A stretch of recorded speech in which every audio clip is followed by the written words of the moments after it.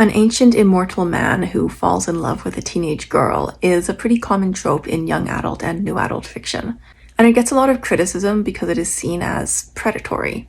But I don't actually have a problem with this, because I think it falls under the same category as YA novels about 16-year-olds who are the leader of the rebel army, or who are crime lords, or something like that.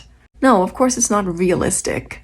And of course, in real life, if we saw a child in a situation like that or doing those things, we would object strongly and try to get them out of the situation, and we would see all of the adults surrounding them and enabling them as abusive or predators or neglectful at the very least. But it's a YA story, and it's important for teenagers to have fiction about people their own age doing cool things like leading rebel armies and running crime rings and maybe sometimes dating vampires. We cannot hold YA to the constraints of real life, what is appropriate in real life. If we did, teenagers would never get to read any stories that were at all interesting.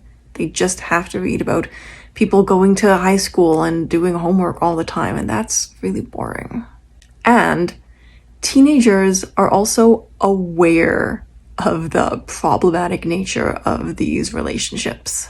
They understand that when there's a story about a 500-year-old fairy lord getting together with a teenager, there is a power dynamic there. There is something predatory about this. They realize that. I was a teenager during the Twilight craze, and one of the things that got talked about a lot was the fact that Edward is over 100 years old and he's in love with a 17-year-old.